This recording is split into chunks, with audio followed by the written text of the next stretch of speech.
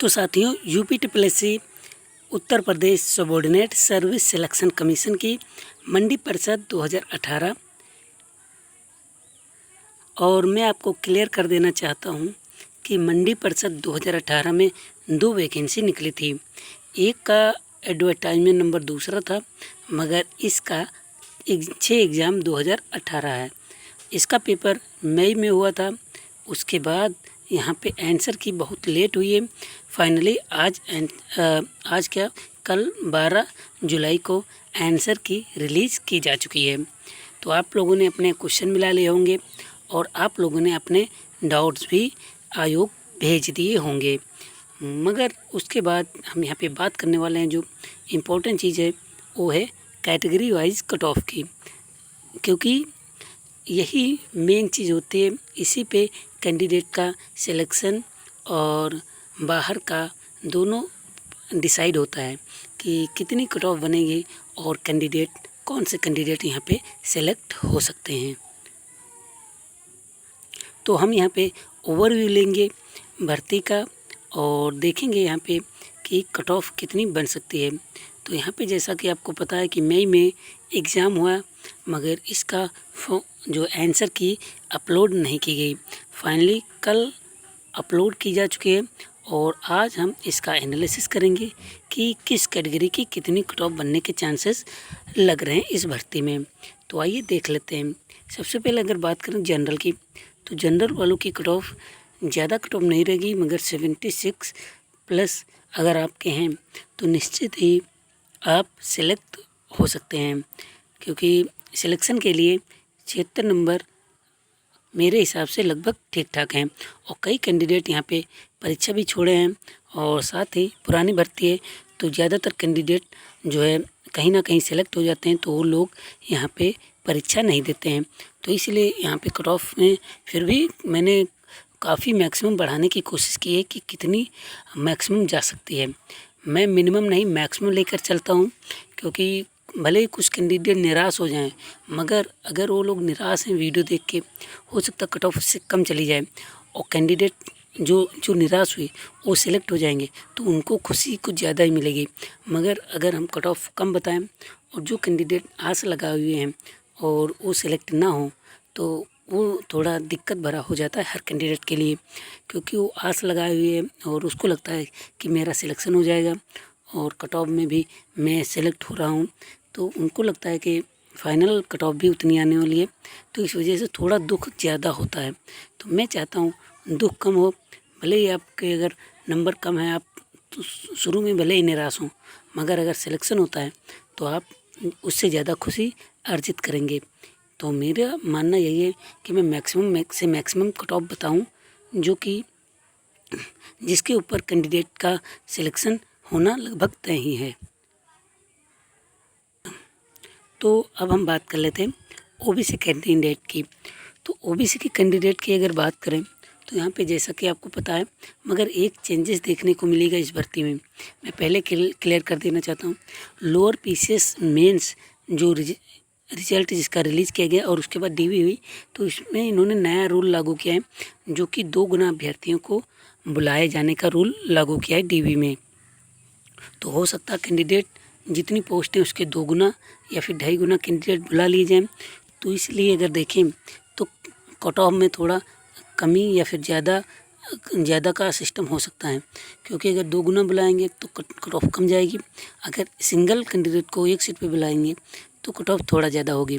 तो इसलिए मैं सिंगल के हिसाब से बता रहा हूँ, और बाकी अगर डबल के हिसाब से या ट्रिपल कैंडिडेट को बुलाया जाता है, दो गुना हालांकि बुलाया जाता है, मगर कभी कभी क्या होता है उसी नंबर पे जिस नंबर की कट ऑफ रिलीज़ करते हैं उस नंबर पे बहुत कैंडिडेट होते हैं, तो इस वजह से क्या होता है कि उनको जो है उनको सभी को बुला लिया जाता है। इसलिए बात ये समझने वाली बात है।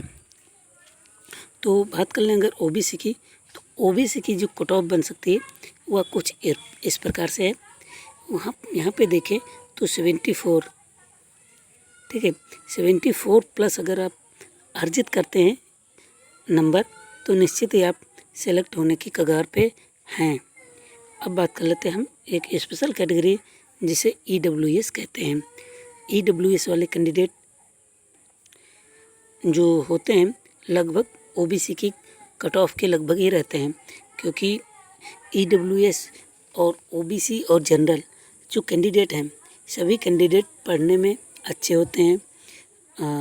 इसका मतलब ये नहीं कि अच्छे होते हैं मतलब कि और कैटेगरी के अच्छे नहीं होते, सभी अच्छे होते हैं।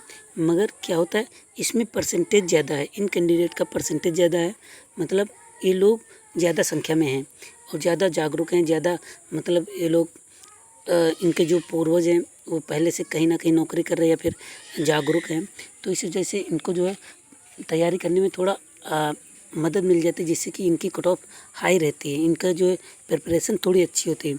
यही कारण है कि इन लोगों की कट ऑफ ज़्यादा होती है।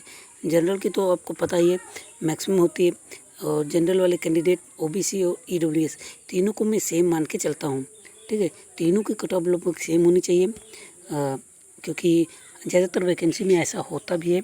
मगर फाइनल में सिस्टम यह लगा हुआ है कि पहले जनरल वालों को भरेंगे, जनरल में सभी कैटेगरी को इनको सबको उठा के भर लेंगे। उसके बाद क्या करते हैं इसमें भरेंगे ओबीसी में, ओबीसी के जितने कैंडिडेट खाली रहे फिर ईडब्ल्यूएस में ईडब्ल्यूएस वाले, तो इस तरीके से भरते हैं। इस वजह से कट ऑफ इनके सबकी कम होती है, जनरल की हाई होती है। बाकी कोई ऐसा मैटर नहीं है कि जनरल वालों के साथ धोखा है, मगर उनको आरक्षण नहीं मिल रहा है, ये थोड़ा माइनस पॉइंट है।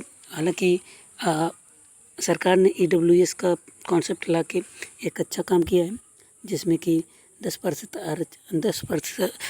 आरक्षण देके कैंडिडेट को जो है अच्छी मतलब उन्होंने व्यवस्था दी है, क्योंकि बहुत से कैंडिडेट वो जनरल में भी गरीब होते हैं, तो उनको यहाँ पे आरक्षण का फ़ायदा मिल रहा है।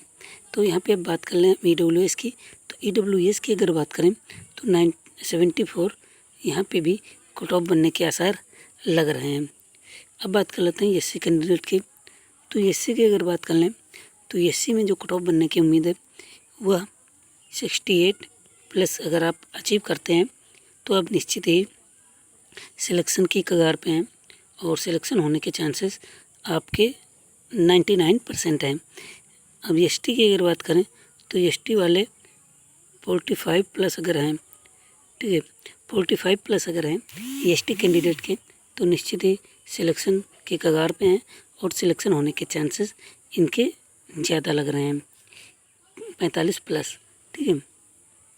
अब बात कर लेते हैं पीएच कैंडिडेट की, तो पीएच वालों की अगर बात करें तो पीएच कैंडिडेट की एससी एसटी से तो ज़्यादा रहती है, मगर ईडब्ल्यूएस ओबीसी और जनरल से कम रहती है, जो कि कुछ इस प्रकार से हो सकती है।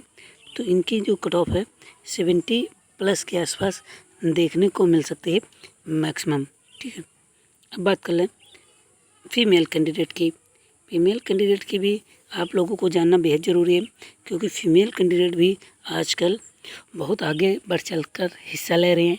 जूनियर असिस्टेंट 2019 में अगर बात करें तो जनरल ओबीसी ईडब्ल्यूएस से ज़्यादा कट ऑफ गई थी फीमेल की, ठीक है। फीमेल कैंडिडेट जितने भी वहाँ पे सिलेक्ट हुए हैं, तो मुझे लगता है कि मैक्सिमम कैंडिडेट का चांस है फीमेल कैंडिडेट के सभी सिलेक्ट हो जाएंगी, ठीक है, जितने भी शॉर्ट लिस्ट हुई थी, क्योंकि संख्या कम थी फीमेल की और कट ऑफ आई गई थी, तो इसका मतलब यह हुआ कि कम कैंडिडेट को बुलाया गया था फीमेल कैंडिडेट को, ठीक है।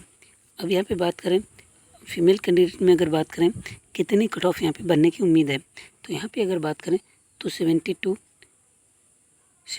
प्लस अगर फीमेल कैंडिडेट अर्जित करती हैं तो मैक्सिमम चांसेस हैं कि इनका सिलेक्शन हो जाए, और फाइनली यहाँ पे आपको सिलेक्शन होता दिखेगा भी, क्योंकि मैंने जो कट ऑफ एनालिसिस की है पेपर देखने के बाद, मैंने पुरानी कट ऑफ जो बताई थी उसको अब देखिए, इसे देखिए, थोड़ा अंतर देखने को ज़रूर मिलेगा, क्योंकि इसमें क्या होता है आंसर की मिलाने के बाद कुछ कैंडिडेट के क्वेश्चन कुछ गलत, कुछ आंसर की में गलत, तो इस वजह से कन्फ्यूजन क्रिएट होता है।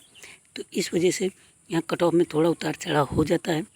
तो इस वीडियो में मैंने सम्मिलित किया कि यहाँ पे एक्सपेक्टेड कट ऑफ कितनी बन सकती है। साथ ही मैं बता दूँ इसका जो फाइनल रिज़ल्ट कब तक रिलीज़ किया जा सकता है।